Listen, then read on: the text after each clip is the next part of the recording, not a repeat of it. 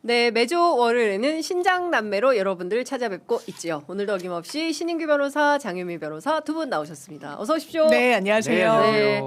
딱 사흘 남은 거죠? 올해가요? 그렇죠. 너무 체감이 안 돼요. 그래요? 저희 1년 전 딱 12월 31일 날 이렇게 네. 저희 애랑 같이 셀카를 찍었던 어. 게 엊그제 같은데 우리 네. 한번 마지막 날 매년 찍어보자. 오, 근데 이 집 되게 문화적이다. 예. 침대 누워서 그냥 찍어. 문화당 좀 어디 사진관 가고 그런 거 아니고? 돈 드는 거 안 하고. 근데 어머 벌써 1년이 됐어? 이런 생각이 드는 세상에. 나이도 막. 나이도, 네. 예.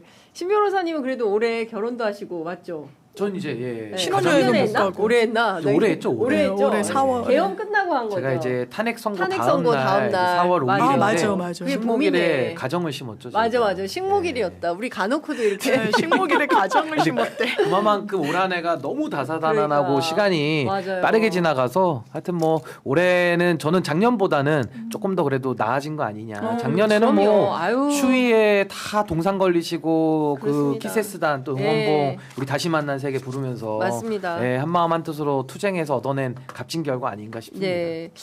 자, 저희 함께 해주시는 광고주 분들을 위해서 일단 광고부터 좀 소개하겠습니다. 12월 연말 모임을 위한 헤어룩 탈모 앰플 샴푸 제품 이벤트를 마련했습니다.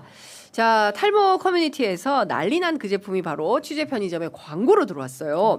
기존 제품들과는 비교가 안 되는 바이오 기술력을 적용한 바로 이 헤어룩 탈모 앰플 그리고 탈모 샴푸 여기 보면 상품이 구비되어 있는데요. 잘 안 잡히는 것 같네.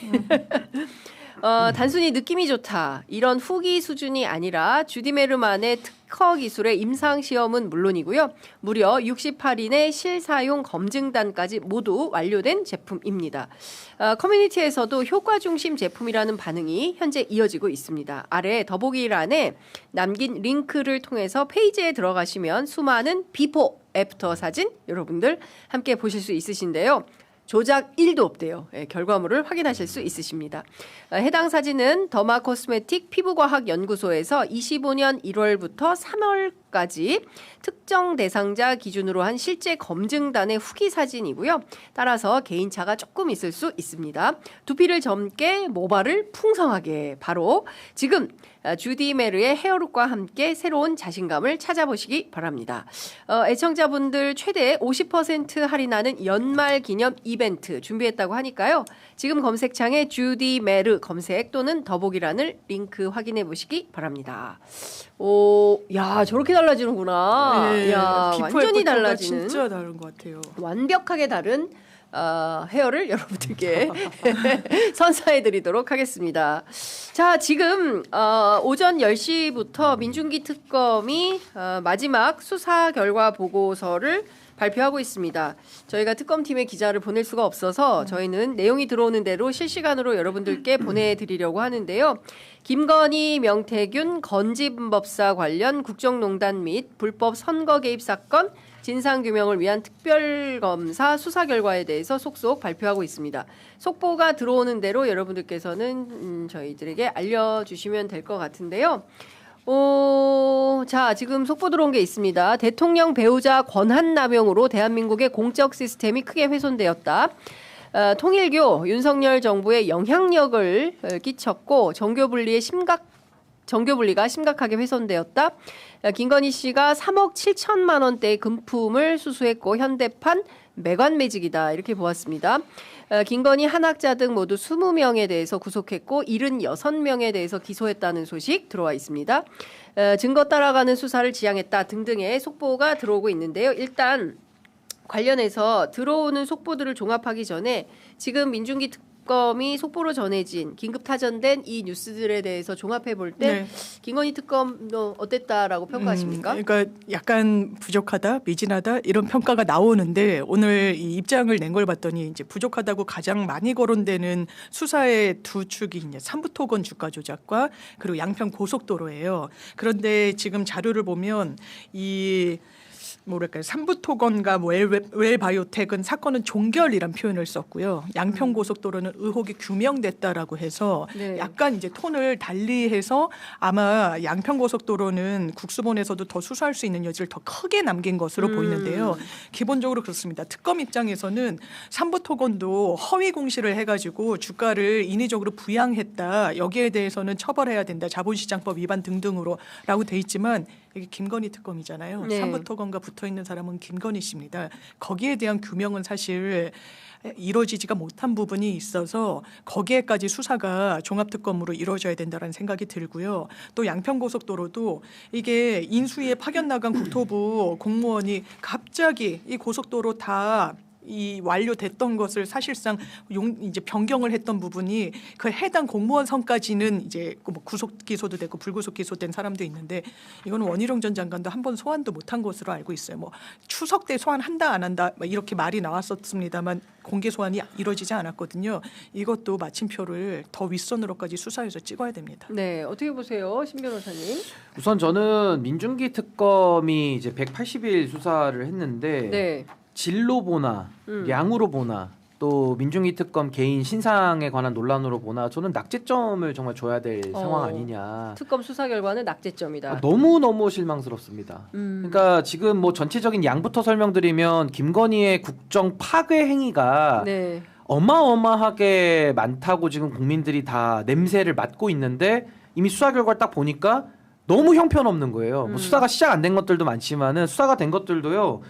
아니 지금 보면은 뭐 청탁금지법 알선수재가 이렇게 많고 뇌물죄로 엮은 게 거의 없어요. 그러네. 그러니까 뇌물죄까지 못 들어갔다라는 거는 권력을 사고 팔았던 이런 매간매직에 대해서는 진짜 손도 못 댔다라고 봐야 되는 것이고 또 하나는 이 정치자금법 관련된 위반 문제도 지금 민주주의가 파괴되고 정당의 시스템이 파괴됐는데 국민의힘 쪽에 대해서 지금 수사가 전혀 이루어지지 못했거든요. 네. 그러니까 저는 이게 사실은 윤석열 시대를 제가 그 3대 적폐라고 규정하는 것이 법치주의의 적, 그게 국정농단이고 그리고 자본주의의 적이 주가 조작이고 민주주의의 적이 말 그대로 그 선거를 가지고 농단했던 이 매간매직을 한 것인데 네. 지금 이 3대 적폐들에 대해 가지고 뭐 전혀 뭐 그 실체에 다가가는 노력도 못했기 때문에 저는 뭐 매우 실망스럽다는 이야기를 하지 않을 네. 수 없고 또 지금 뭐 2차 특검이니 뭐니 이야기가 또 나오고 있잖아요. 네. 그 자체가 그 실패를 반증해 주는 거 아니냐라는 생각이 듭니다. 근데 지금 그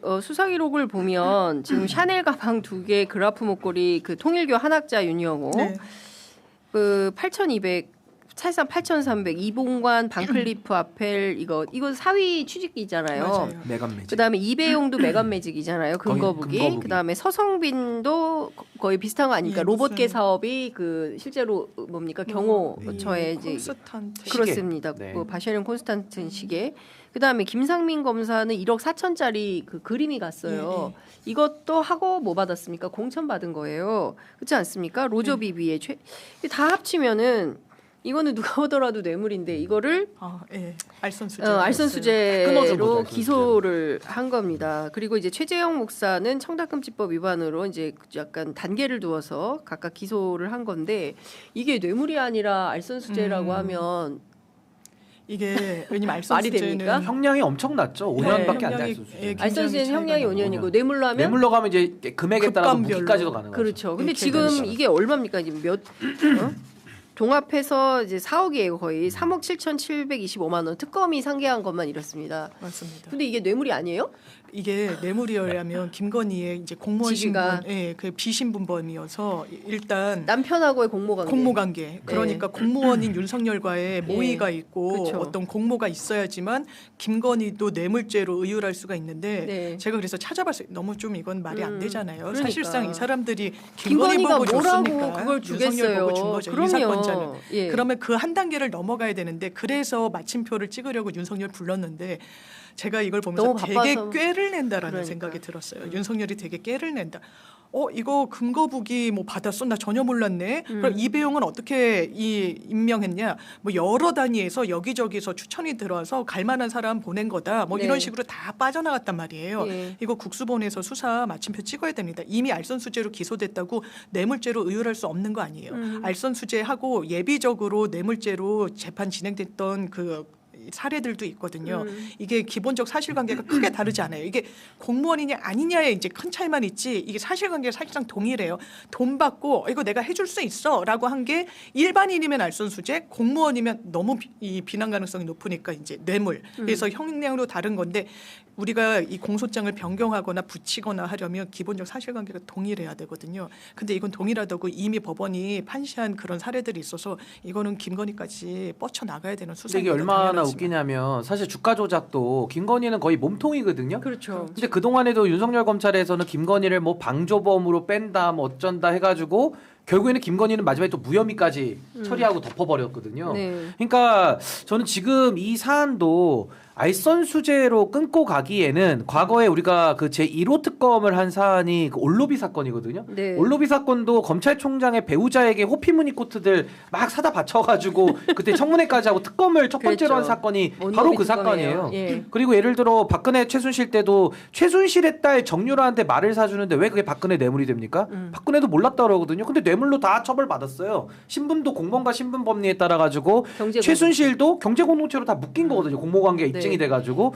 그러면 박근혜랑 최순실도 공모관계가 입증이 됐다면 윤석열과 김건희는 부부 공동체고 이거는 권력 공동체 아닙니까? 방금 전에 속보 나왔는데 특검에서 김건희 씨와 윤석열 정치 입문부터 김건희 씨가 주도적 역할을 했고 정치 공동체다 이렇게 보았는데 그럼 저게 경제 뇌물이- 공동체보다 약해요? 경제 공동체는 지갑만 같이 최순실하고 섞어 썼다는 거고, 아니 정치 공동체면 제가 방금 권력 운명을 공동- 같이 한 거잖아요. 아니, 권력 권력 공동체라 공동체. 그랬잖아요. 그쵸. 자금을 같이 쓴 건데. 명태균이 얘기했어요. 무조건 5대5다. 네. 예, 김건희와 윤석열은 근데- 무조건 5대5다. 근데 그게 뇌물이 안 된다고요? 그러니까요. 그러니까 이거는 지금 윤석열보다도 수사를 더 못했다라는 참 자존심이 상하시겠지만은 윤석열보다도 못한 지금 수사 결과를 낸 윤석열이 거예요. 박근혜 수사한 것보다 훨씬 못한 거죠. 수사 결과를 내놨다. 아니 그때 윤석열의 고 박근혜 최순실 특검만 놓고 보면은 다 그래도 국민들이 일단 수사는 잘했다라는 평가가 많았잖아요. 뭐 그 그렇죠. 이후에 이제 윤석열이 또 너무 많은 이제 사고를 친 거지만은 네. 저는 지금 민중기 특검은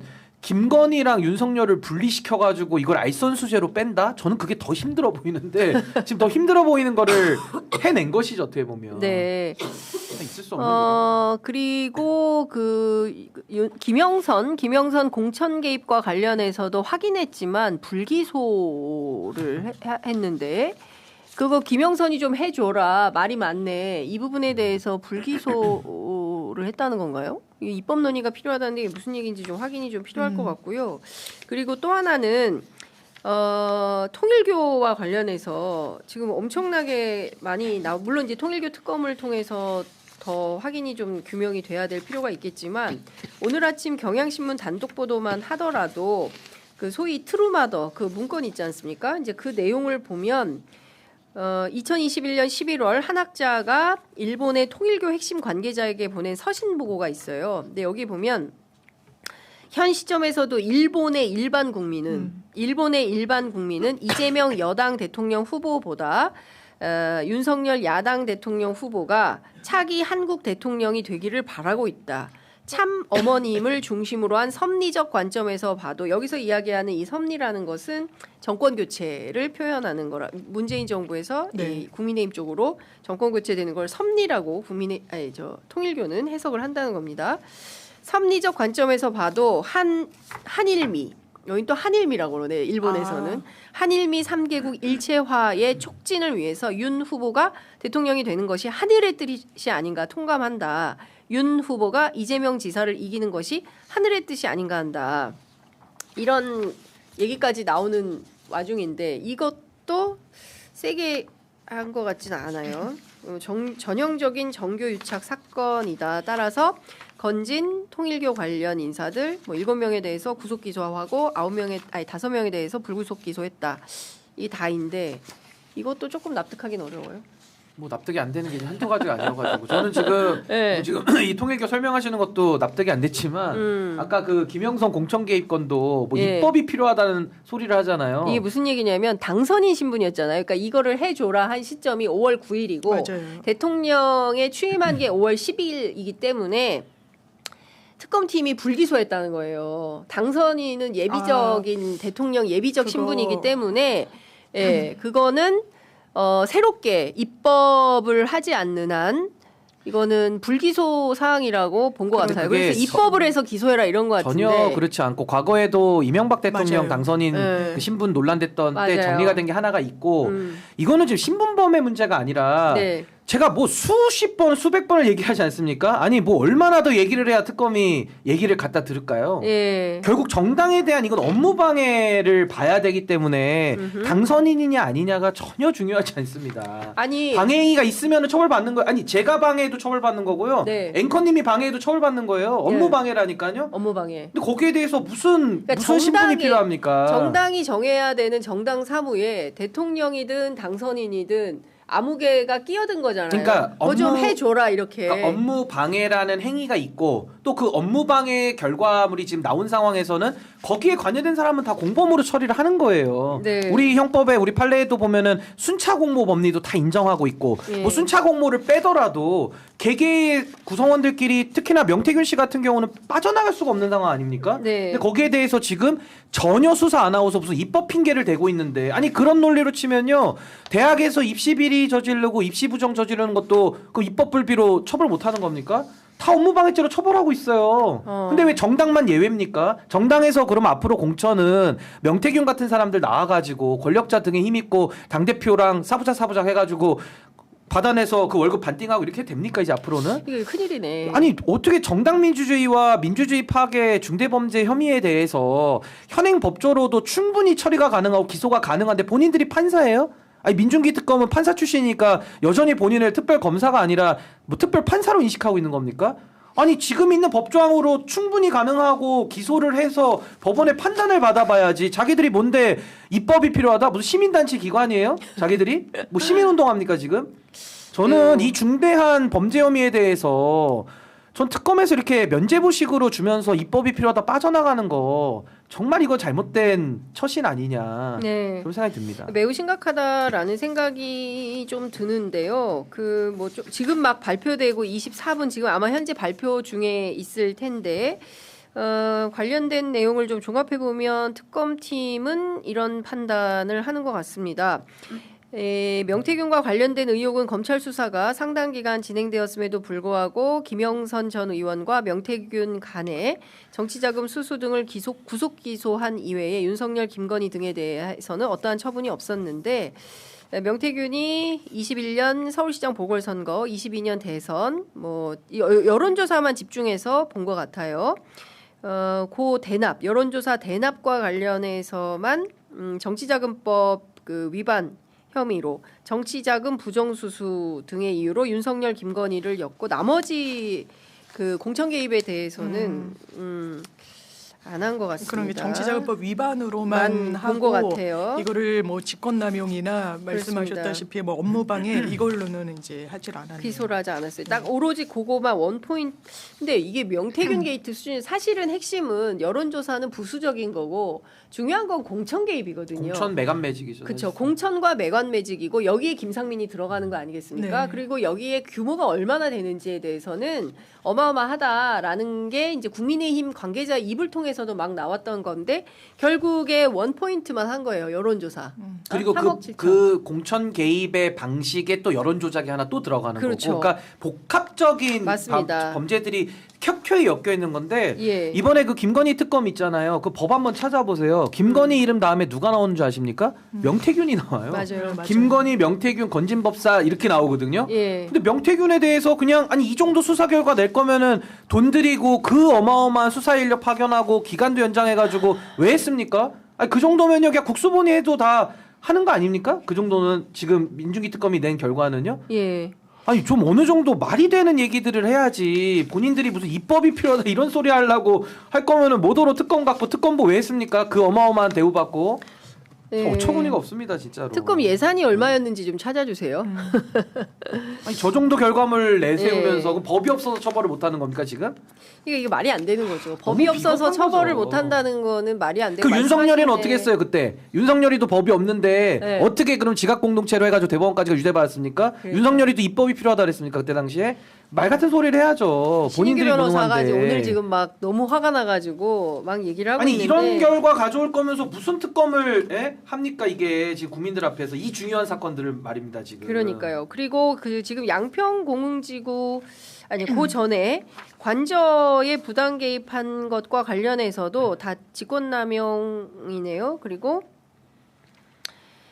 추후 국수본으로 이첩해서 수사해라 관저 이전과 관련해서는. 그리고 양평 고속도로에 대해서는 상당 부분 의혹이 해소되었다라고 하는데 양평도로는 지금 그 키포인트가 사실은 원희룡 장관에 대한 맞아요. 수사였는데 원희룡 장관에 대한 수사가 소환도 안 했어요. 예. 소환도. 그러니까 전 소환한 기억이 잠깐만 없는데. 너무 신 변호사님 많이 얘기하니까 네, 이걸 네. 장 변호사님 원희룡 전 장관에 대해서는 추석 때 부를 거다 곧 임박했다라고 했습니다만 네. 아마 비공개로 불렀을 가능성이 1도 없진 않습니다만 거기까지 못 나간 것 같아요. 지금 안 부른 게 맞는 것 같고 네. 지금 다른 사건과 달리 양평고속도로 노선과 관련해서는 국수본으로 이첩한다는 얘기는 이제 공식적인 이 보도 자료에 나와 있지 않고 네. 오히려 의혹이 상당 부분 규명됐다라고 이야기를 하고 있는데 이건 그렇지 않고 실무선에서 이런 대단히 국책 사업을 네. 이렇게 노선 변경을 일반 사무관이 그렇게 할 수는 없는 거예요. 지금 구속 기소되고 했던 국토부 공무원들이 있습니다만 누구의 지시를 받았는지 그리고 원희룡 전 장관을 빼고는 사실 설명되지 않는 부분이 있고 규명이 안 되고 원희룡 전 장관이 최종 또 목적지가 아닙니다. 네. 원희룡 전 장관이 무슨 뭐 이익이 달려 있다고 그런 무리수를 뒀겠어요. 거기 위에는 당연하지만 윤석열 대통령 부부가 자리 잡고 있다 이렇게 보는 게 합리적이겠죠. 네. 3대 특검 배정된 예산은 모두 249억 원이고요. 김건희 특검 78억, 내란 특검 103억, 해병 특검 68억. 이 비용이 6개월 정도에 다 쓰인 돈입니다. 우리 국민 세금이. 자, 양평 공흥지구 같은 경우에도 지금 그 중요한 키맨이 김선교 전 양평 군수죠. 맞습니다. 사실상 그 공흥지구 특혜 개발 의혹과 관련해서 최은순 그다음에 이제 그의 그 김건희 씨 오빠 김진우 이 로비스트로 역할을 해가지고 상당히 이익을 많이 본 사건이고 사실상 이게 뭡니까 양평에 내야 되는 이 최소한의 기여금인가 그것도 네, 영원으로 만들었었던 개발분담금. 개발분담금 영원으로 만들었던 아주 유명한 사건인데 이것도 그냥 특정경제가중처벌법 배임 그다음에 김성교 의원은 그걸로 그쵸. 불구속 배임으로 기소가 됐죠. 불구속 기소를 했고 그리고 변호사법 위반으로 불구속 기소했어요. 이거는 온당한 합당한 겁니까? 어떻게 보세요? 아니 모든 혐의가 다 이게 그 좀 피의자들에게 유리하게 유리하게 적용을 했고 피의자들에게 유리하게 가급적 유리하게 왜 그런 걸까요? 공소유지를 이제 신경 쓴 건데 아. 이제 무죄 받고 이런 것보다 이제 타이트하게 되는 것 위주로 좀 되게 한 것 같은데 보수적으로. 보수적으로 이제 접근한 건데 네. 신 변호사님 말대로 정말 그 실체에 대해서는 정말 윤석열 김건희고 김건희 특검이잖아요. 이제 거기까지 나아가지 못한 게 뭐 시한적인 한계도 있겠고 뭐 예. 여러 이제 문제가 있겠습니다만 이거는 싹 다 이거는 그 종합 특검으로 해야죠. 뇌물죄 법리를 설명드리면요, 그냥 직무 관련성하고 대가성 있으면 처리되는 겁니다. 1원만 받아도 뇌물이에요. 네. 직무 관련성과 대가성. 근데 이거 네. 양평 군수 시절에 다 한 거 아니에요? 그렇죠. 근데 직무 관련성이 없어요? 군수인데. 그 대가성이 없어요? 대가성은 유무형의 모든 이익이에요. 예. 1원만 받아도 뇌물이에요. 예. 안 됩니까 이게? 글쎄요. 근데 이걸 되죠. 가지고 지금 뭐 무슨 뭐 공소 유지 과정에서 뭐 무죄가 두려서 이렇게 손방망이로 한다라고 하는데 지금 김건희 특검의 법리대로 하자면요, 대한민국에서는 뇌물죄로 처벌받을 사람이 단 한 명도 없습니다. 아니, 누구를 그럼 뇌물로 갖다 넣을 거예요? 이런 가장 초권력적이고 소위 말해서 윤석열 김건희의 그 기생에서 살아왔던 인간들에 대해서 네. 뇌물죄 적용도 못 한다고 하면은 앞으로 뇌물죄로 그럼 누굴 처벌하겠습니까? 아 답답합니다. 저희 저 애청자 여러분들께 좀 속 시원한 뉴스들을 뭐 연말에 펑펑 이렇게 쏟아드려야 되는데 연말에 오히려 좀 더 답답한 뉴스를 좀 보도해드리게 돼서 저도 좀 당혹스러운데 근데 좀 심하네요, 수위 자체가. 공선법 관련해서도 이거는 그 공선법 위반으로 허위사실 유포 네, 그거는 그 저 누구죠 전성배하고 예, 만난 적 뭐 없다라는 윤영호 뭐 이어 등등에 대해서 그다음에 뭐 디올백 그 유명한 디올백 이것도 이제 기소를 하긴 예, 했습니다. 최재형 목사도 불구속 아까 기소가 말씀드린 됐고. 그 내용이죠.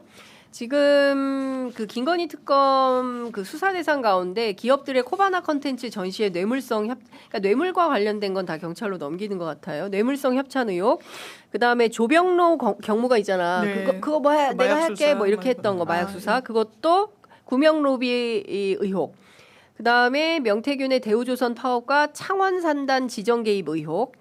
뭐 차담회 선상 파티 학폭무마 김건희 씨가 대통령실 자원을 이용해서 사적 이익 추구했다는 의혹을 경찰에 이첩하기로 했고요. 양평고속도로 종점 변경, 공흥지구 특혜 개발 의혹, 요것도 경찰로 이첩하기로 했고, 민간인이 각종 선거에 개입했다, 요것도 경찰로 넘기기로 했고요. 윤우진 전 서울 용산 세무서장에게 변호인을 소개한 사실이 없다, 뭐 이런 등등의 허위 사실 공표, 건진 만난 적 없다, 뭐 이런 등등 허위 사실 공표에 대해서 딱 2가지만 기소하고 나머지 발언들은 전부 경찰로 이첩을 했습니다. 답답합니다. 많이 답답한데요. 어쨌든 김건희 특검과 관련해서는 저희가 오늘 나온 내용 이제 이렇게 나오기 시작했으니까 속보 있으면 더 챙겨서 보내드리도록 하고 추가해서는 취재해서 내일 또 말씀드리도록 하겠습니다. 10시 33분 지나고 있어서 다른 이슈들 좀 챙겨보도록 하겠습니다. 자, 저희 취재 편의점에서 10,000분이 넘게 투표에 참여하셨네요. 벌써. 그렇구나. 김병기 더불어민주당 원내대표의 거취에 대해서 어떻게 생각하십니까? 물었습니다. 사퇴해야 된다 93, 사퇴하면 안 된다 7 이렇게 지금 계속 진행 중입니다. 저희 방송이 끝나는 11시까지 계속 투표 예정이니까요. 여러분들께서 투표 참여해 주시는 길에 구독, 좋아요, 알림 설정도 함께 눌러주시면 큰 도움이 될 것 같습니다. 자, 우선 김병기 대표의 또 추가 폭로가 나왔습니다. 그 920호 소통방이라는 게 있는데요. 여기에 구의원들에게 직접 지시한 정황이 확인이 됐어요.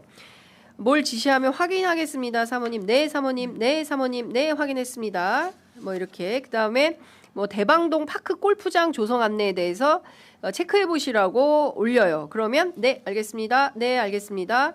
예산 때 확인한 바로는 3곳 정도의 후보지가 있었는데 확정인지 확인하겠습니다. 이게 다 구의원들의 응답입니다.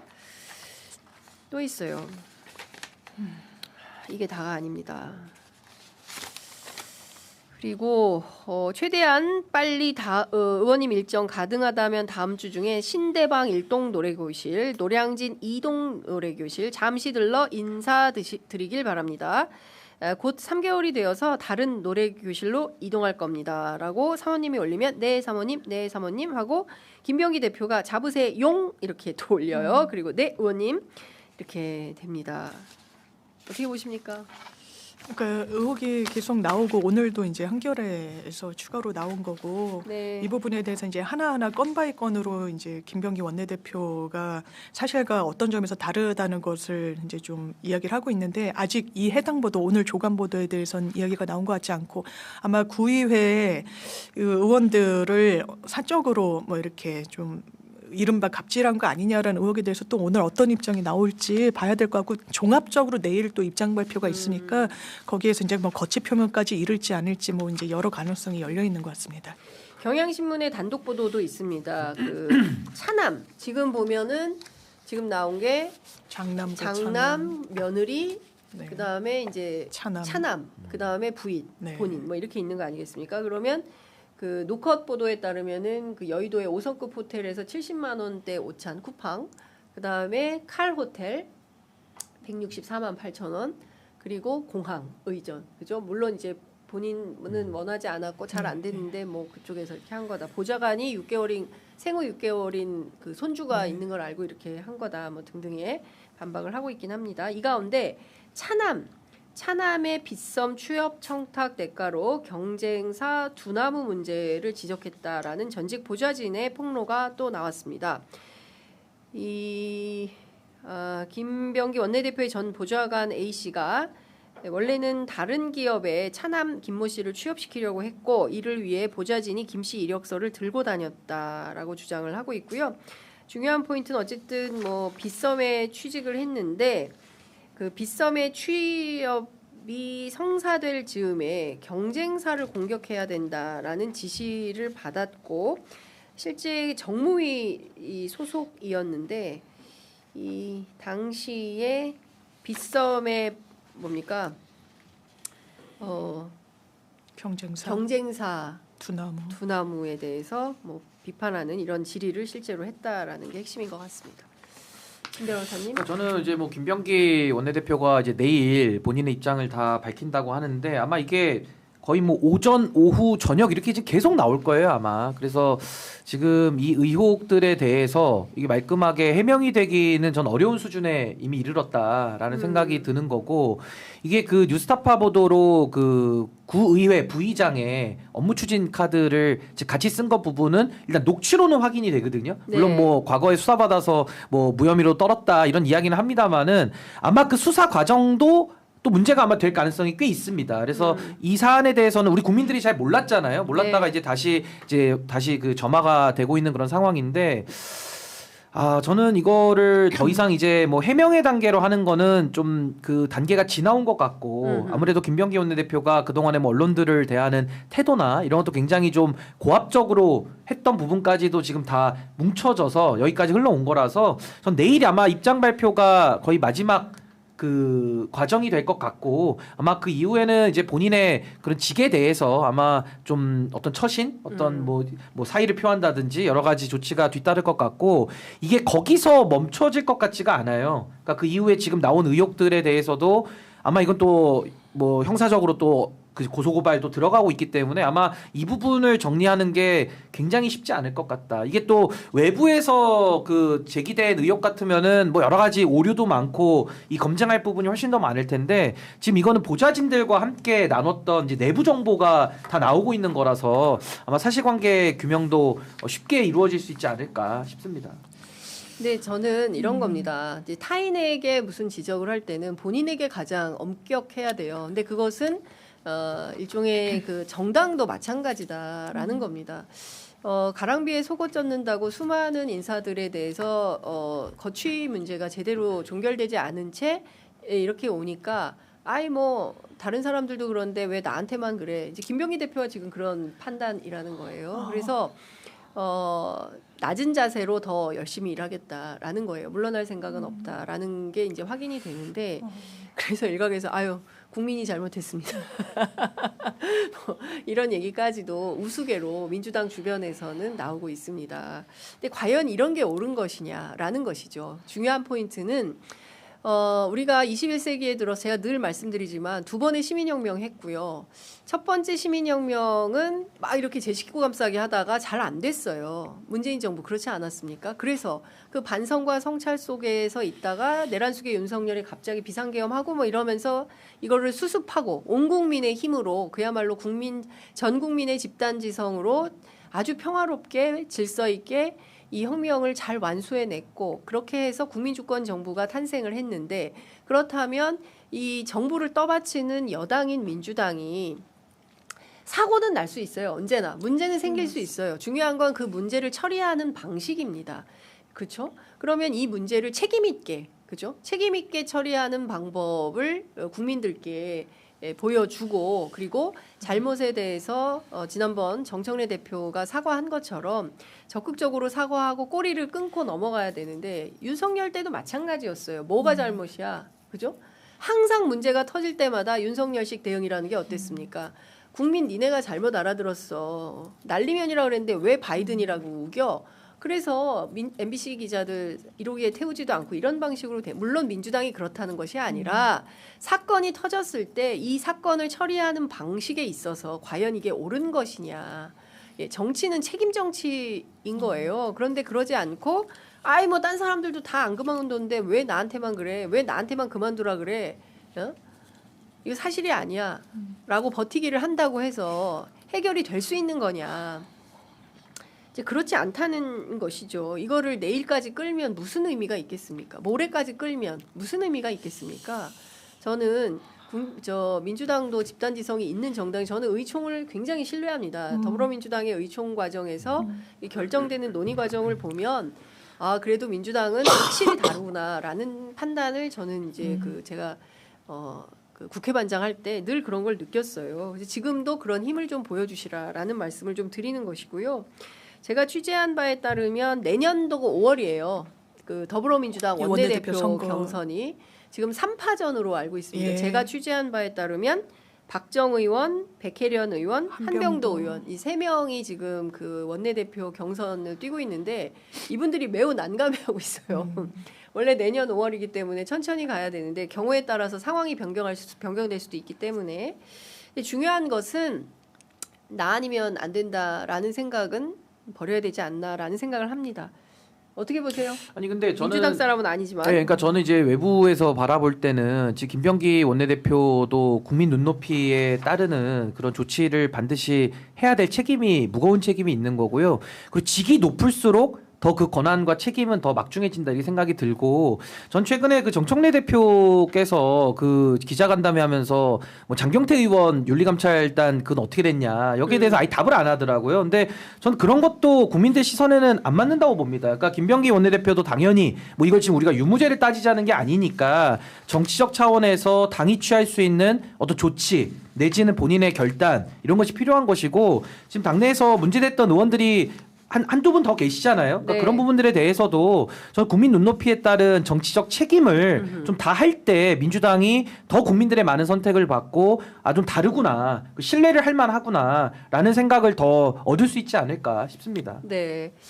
대변인이시라서 좀 곤란하신가요? 네. 아니 저 김병기 원내대표가 네. 이제 뭐 이를테면 제일 크게 느껴지는 것 중에 하나가 이 구의회 이 부의장의 카드를 썼다라는 거. 이제 그 해명은 그 부분 최근에 이제 녹취까지 나왔는데 다 포함해가지고 윤석열 정부 때 본인을 봐줄 동의는 이제 하나도 없는 수사기관이 무혐의로 종결이 됐다라는 이야기를 하는 것 네. 같고 아마 김병기 원내대표는 이 보좌진들의 제보에 대해서 이제 문제의식을 갖고 있는 게 아닌가 저 개인적으로 이제 추정을 해요. 네. 이게 좀 마타도에 가깝다고 생각하는 것 같고 그런데 어쨌든 하나하나 해명을 할 기회는 반드시 있어야 되고 그리고 아까 짧게 이제 장경태 의원 이제 정청래 대표 말씀 주셨는데 네. 그때는 이제 그 질문의 내용보다는 그러니까 질문을 한 기자가 이게 제 옆에 있었는데 정청래 대표가 정치 시작하고 이제 특정 언론이랑은 단 한 번도 인터뷰를 하지 않았기 때문에 이제 그래서 잘린 거지 이제 장경태 이슈라서 이제 언급을 안 한 건 아니다 이렇게. 알겠습니다.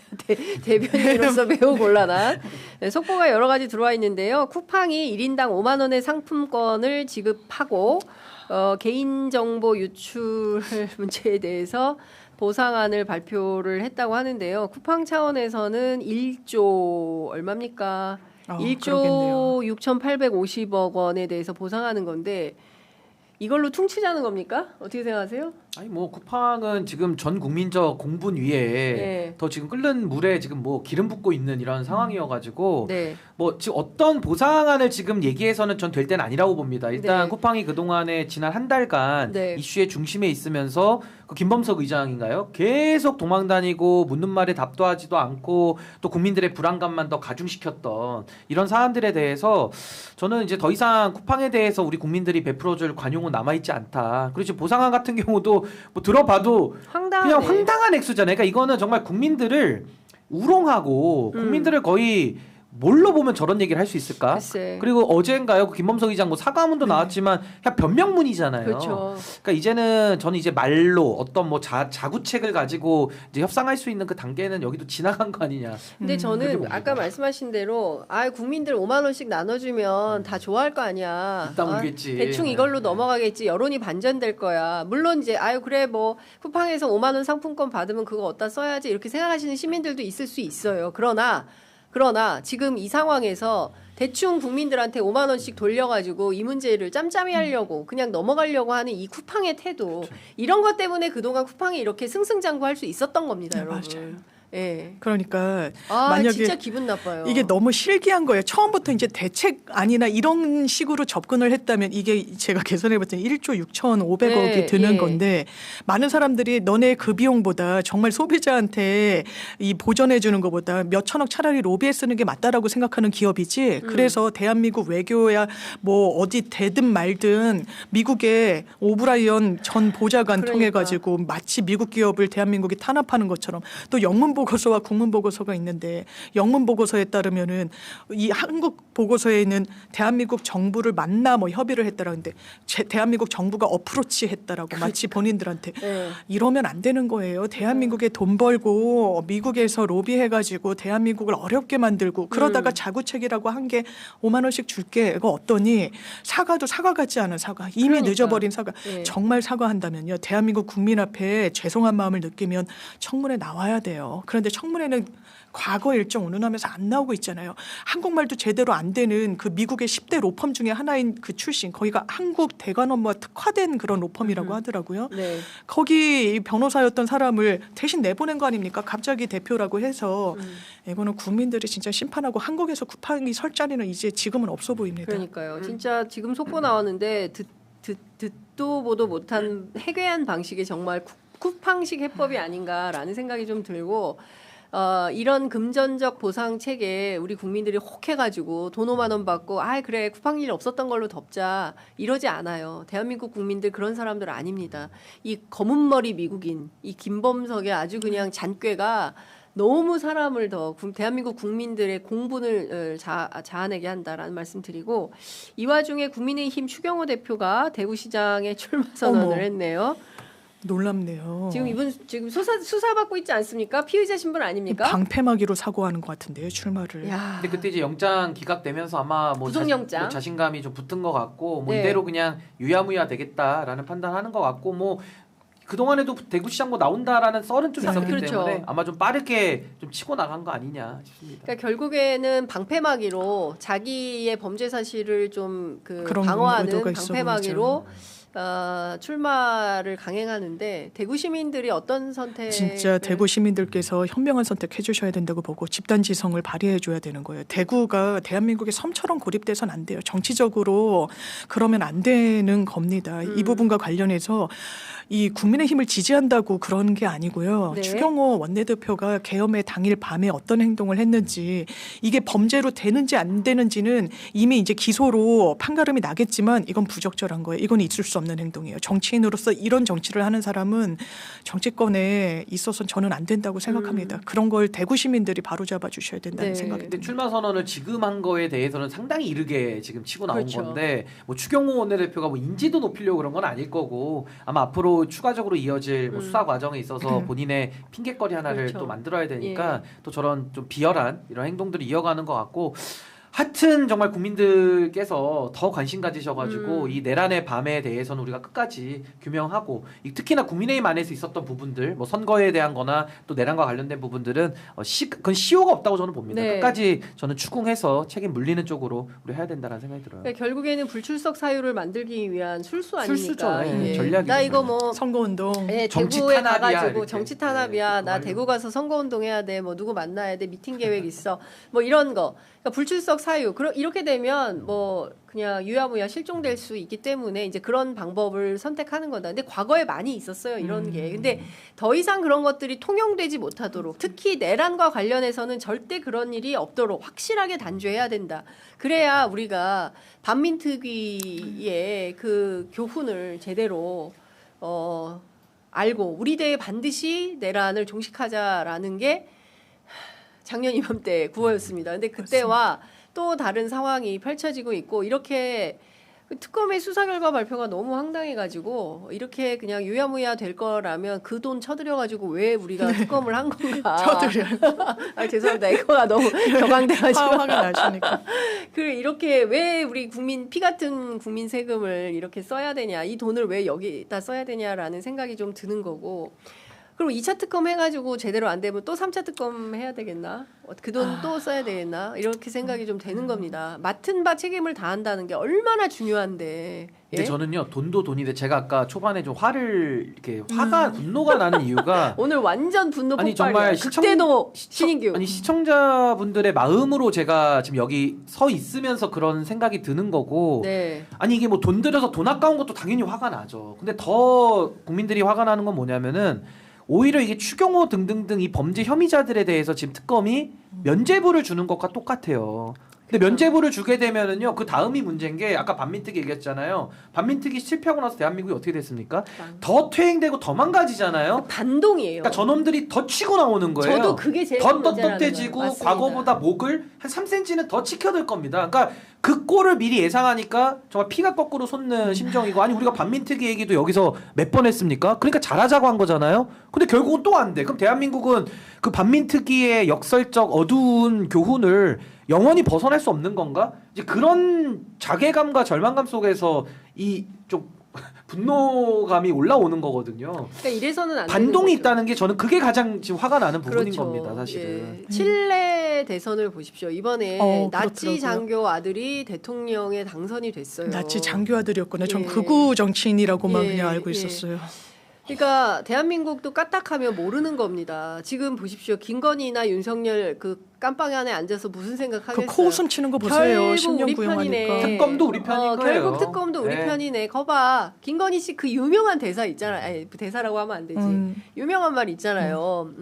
권력이 무서워요. 우리가 시키지 않아도 알아서 다 해. 알아서 펴요. 그 네. 육성이 알아서 펴. 있었으니까. 그 육성 네. 기억나죠? 지금 거의 그런 단계로 가고 있다라는 겁니다.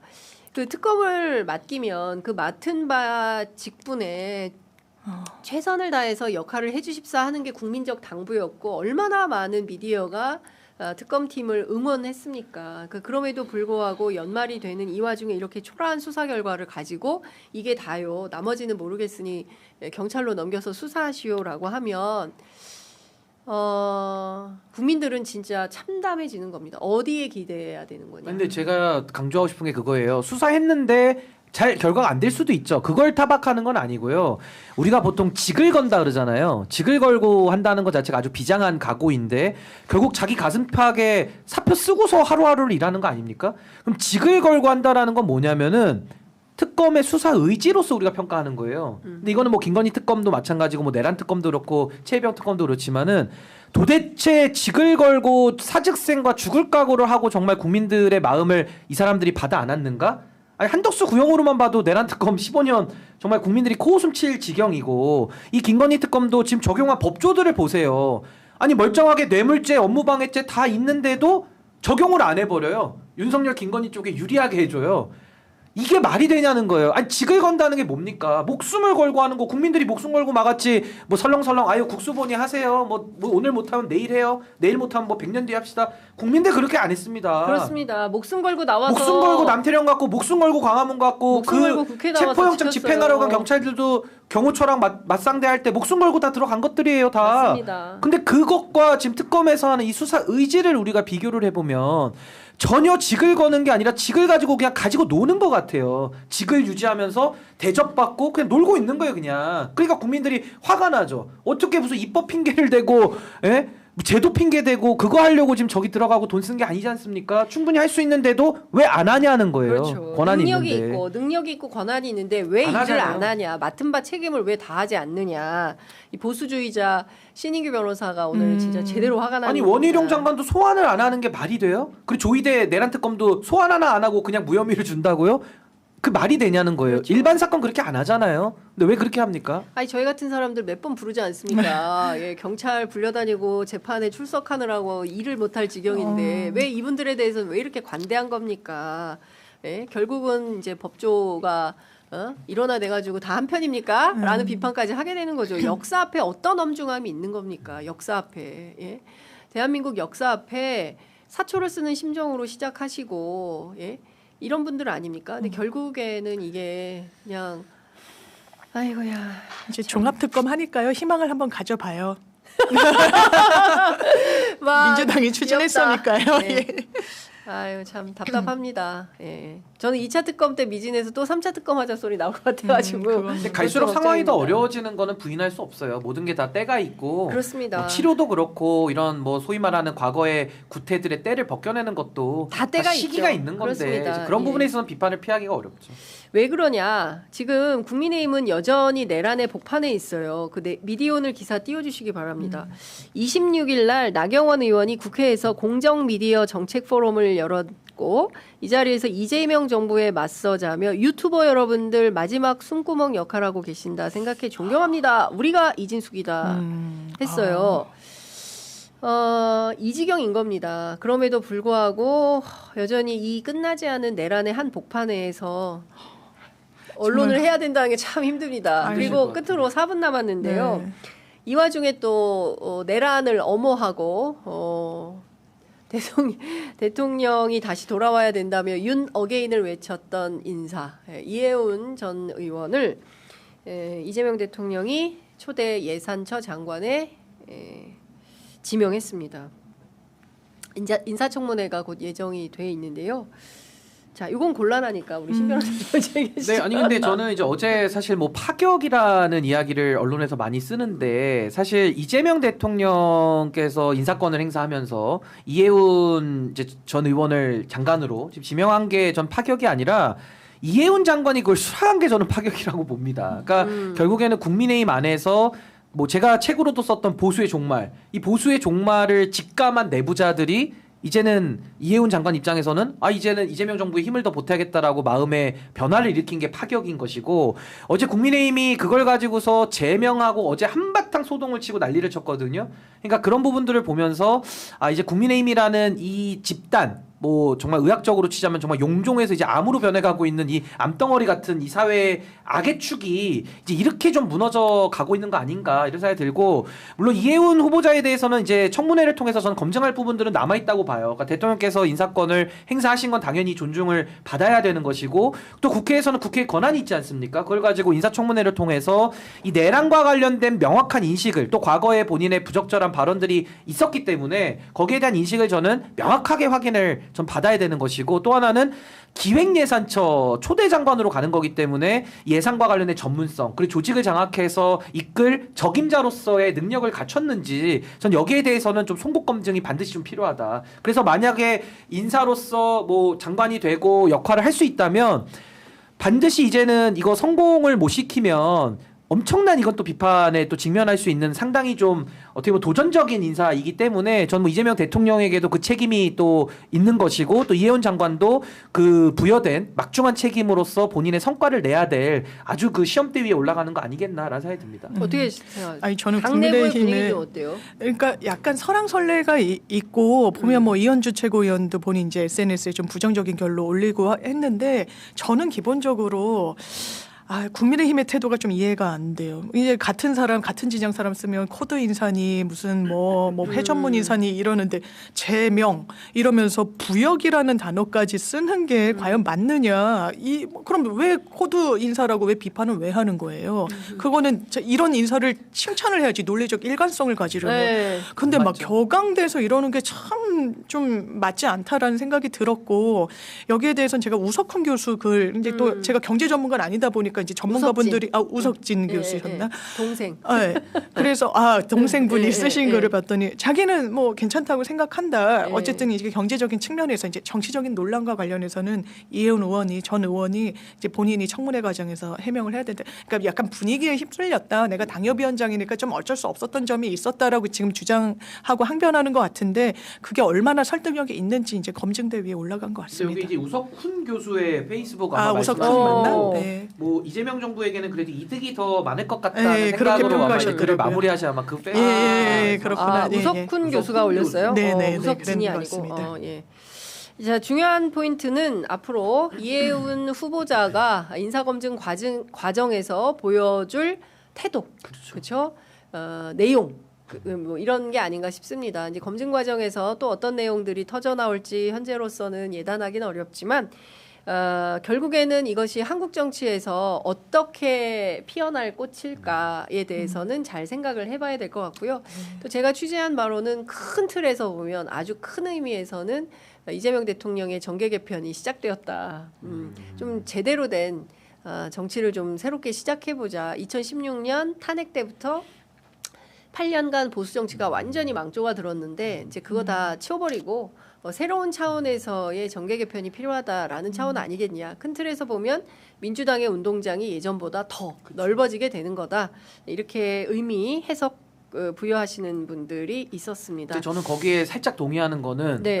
국민의힘 관련된 인사들 정치적 심판도 받고 수사도 저는 더 엄정하게 더 받아야 된다는 생각이 들고 동시에 채찍만 가지고는 무너뜨리긴 어렵거든요. 그러니까 네. 당근과 채찍을 균형 있게 조화롭게 써서 저는 이제 저 세력들이 더 이상 대한민국에서 지금까지 해왔던 이 기득권의 친화적인 행동들을 이제 할 수 없게 만드는 그 네. 퇴출의 역할에는 전 이번 인사가 하나의 좀 시작점이 됐으면 하는 그런 바람도 좀 있습니다.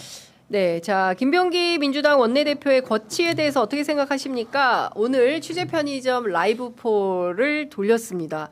와, 모두 12,000분이 투표에 참여해 주셨어요. 12,000분께서 투표에 참여해 주셨고 결과는 시종일관 같습니다. 사퇴해야 한다 93%, 사퇴하면 안 된다 7%로 집계되었다는 사실을 여러분들께 알려드리면서 오늘 준비한 소식은 여기서 마무리해야 될 것 같습니다. 두 분 말씀 잘 들었습니다.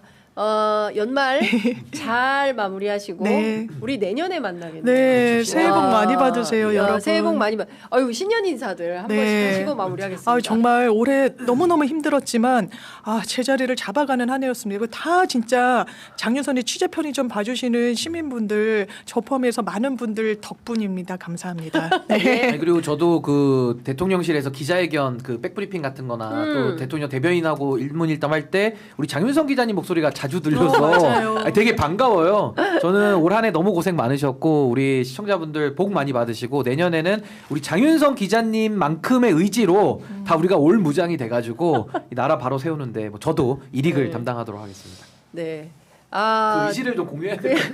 기자님. 아니 어제 제가 요새 맨날 이제 불 끄고 나오는 그러니까 제일 열심히 모범생.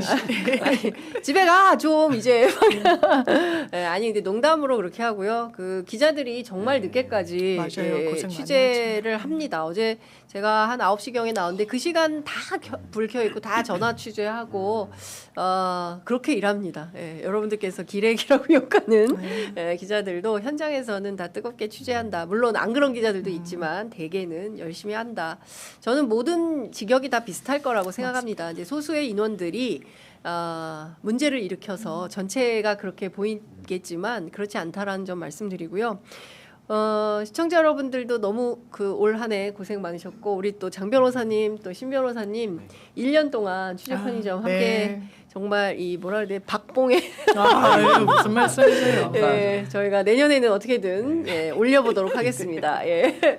두 분 말씀 잘 들었습니다. 새해 복 많이 받으세요. 새해 복 많이 받으세요. 감사합니다.